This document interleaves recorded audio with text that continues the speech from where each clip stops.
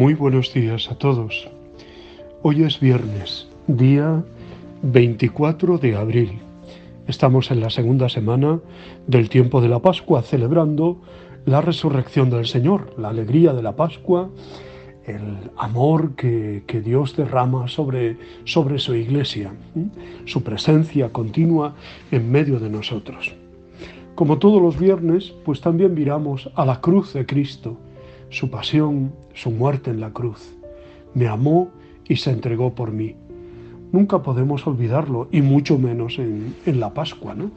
Porque la Pascua tiene ese antecedente, ¿no? Es una consecuencia de su pasión, muerte, es su resurrección, ¿no? Damos gracias al Señor por su amor infinito. Tanto amó Dios al mundo, lo hemos escuchado estos días atrás, lo tenemos bien reciente, ¿no? El amor de Cristo, el amor total del Padre que nos ha dado al Hijo, el amor que realmente salva al mundo. Hoy celebra la Iglesia, en este 24 de abril, la memoria de San Fidel, Fidel de Sigmaringa. Luego hablaremos también de él. Bueno, vamos al Evangelio.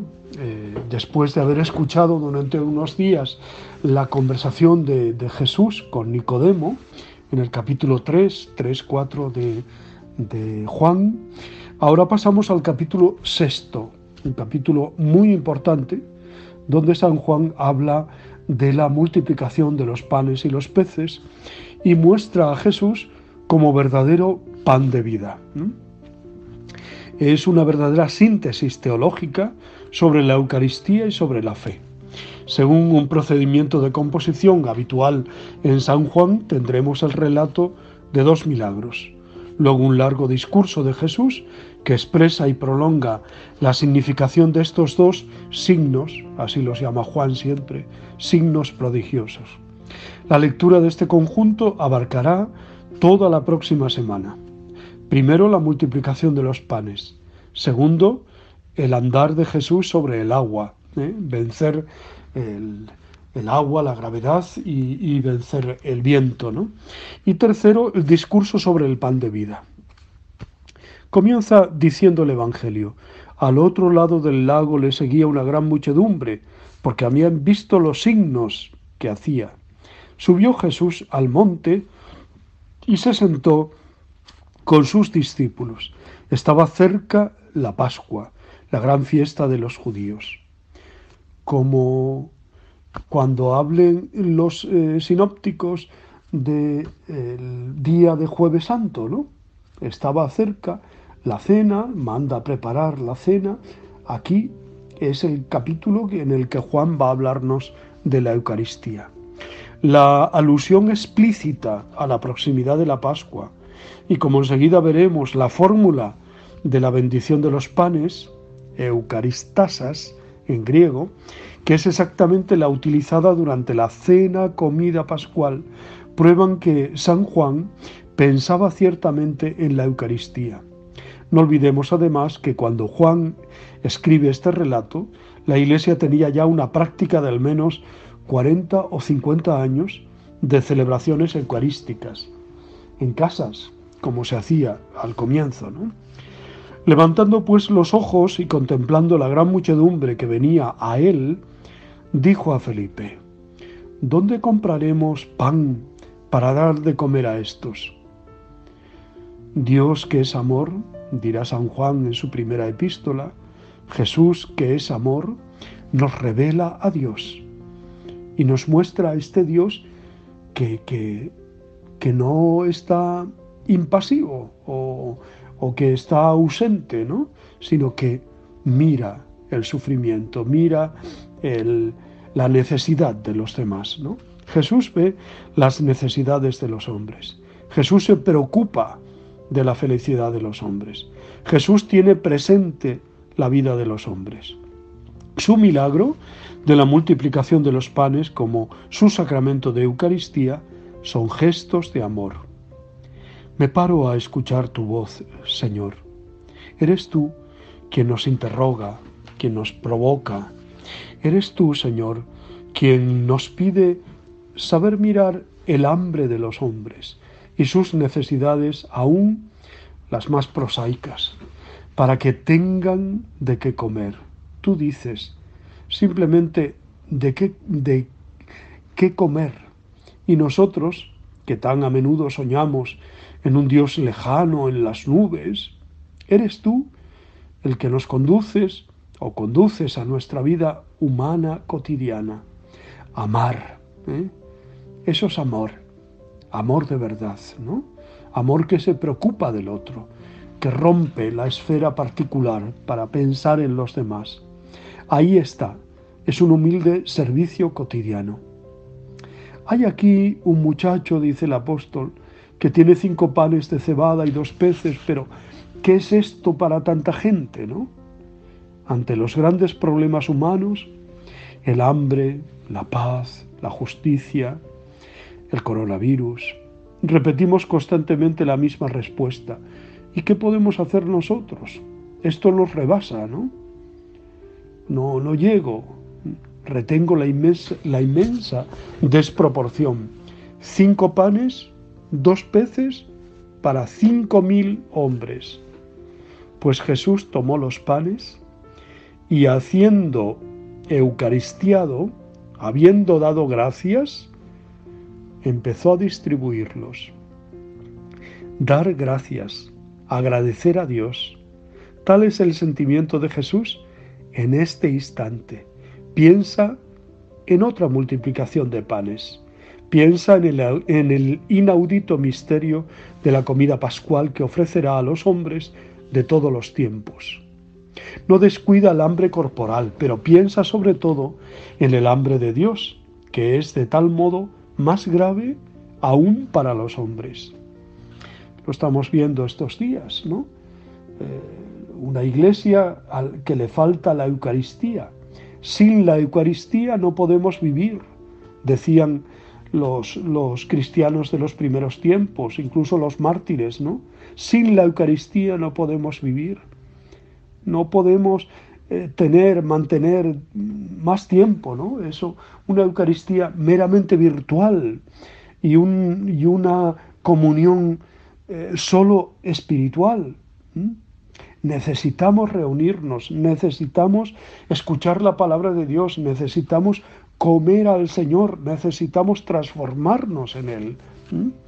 Y por eso es importantísimo que se venza esta pandemia y que podamos reabrir los templos, porque la función no es para tenerlos cerrados, para tener un museo, para tener, no sé, algo, ¿eh?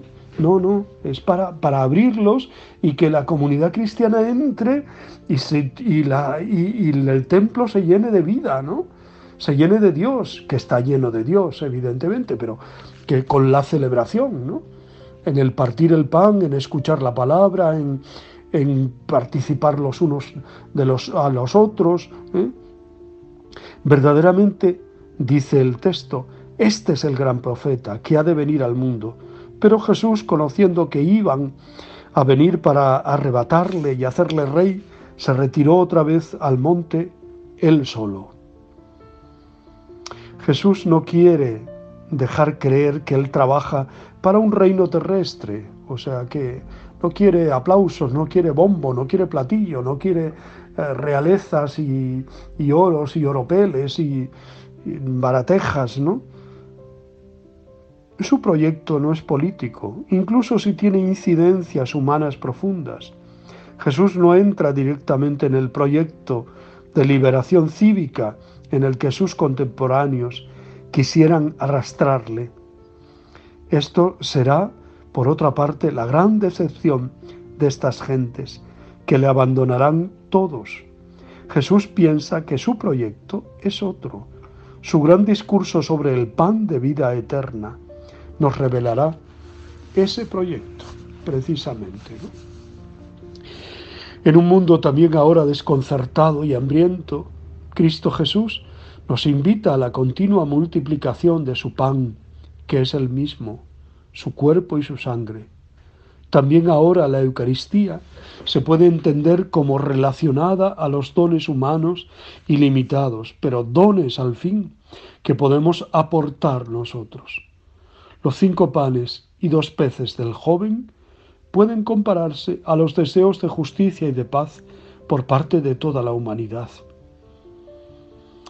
Ese amor del que nos habla el Papa Francisco últimamente, el amor ecologista a la naturaleza, la igualdad apetecida entre hombres y mujeres y entre razas y razas, los progresos de la ciencia, el encontrar una vacuna. Jesús multiplica estos panes, esos panes, y se nos da Él mismo como el alimento vital y la respuesta a las mejores aspiraciones de la humanidad.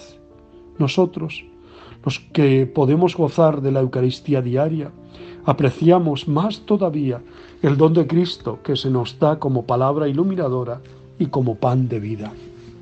Ojalá no deje de crecer en nosotros el deseo, el hambre de la auténtica Eucaristía, ¿no? Ayúdame, Señor, a abandonar lo que realmente es sobrante en mi vida, a desprenderme de lo que no me hace falta, a abandonar seguridades y previsiones. Quiero ser pobre como tú y en ti, Señor, y fiarme de ti. Solo Dios basta, solo Dios merece realmente el esfuerzo, ¿eh?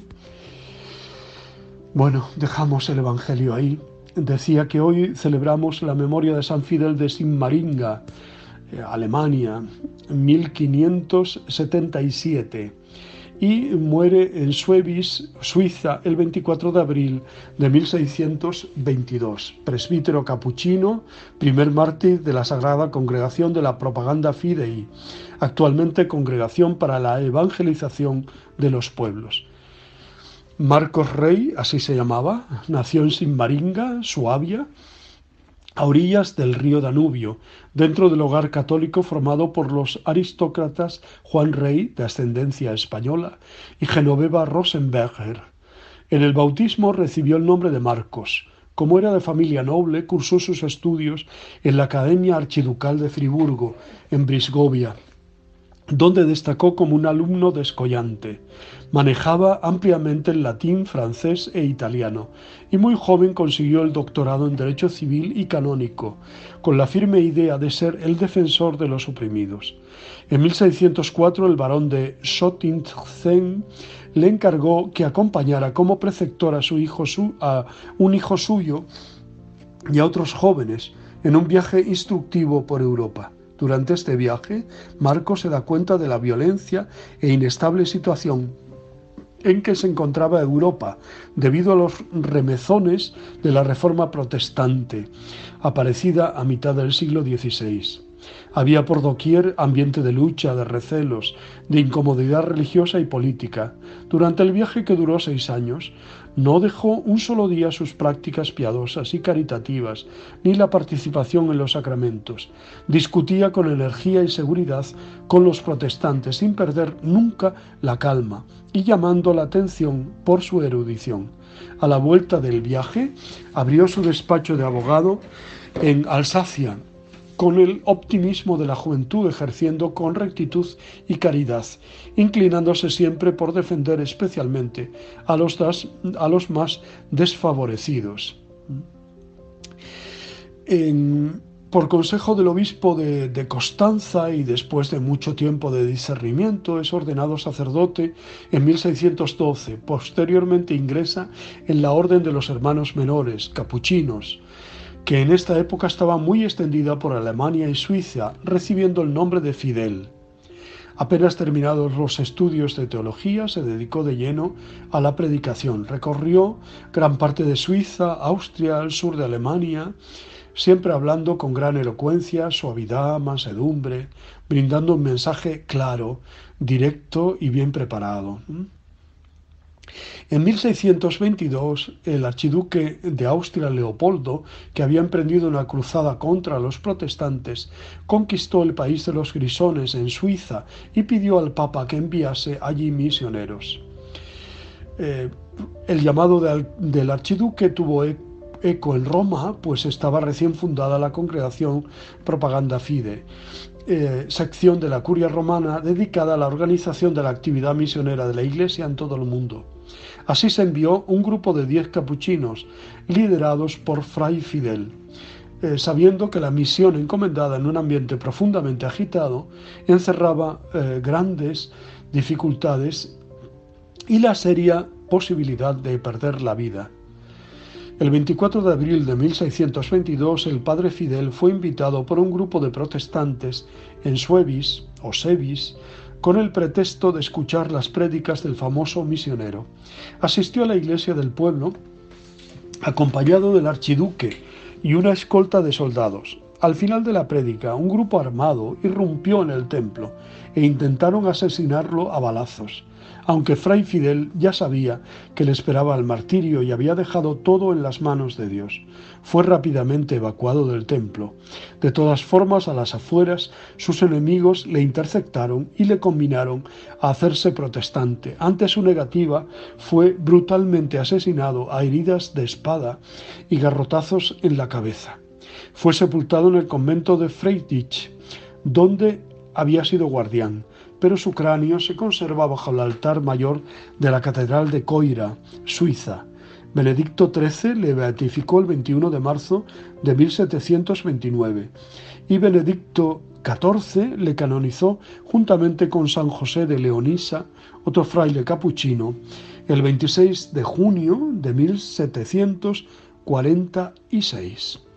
Pues damos gracias a Dios por la vida, la obra y el testimonio de San Fidel de Simmaringa.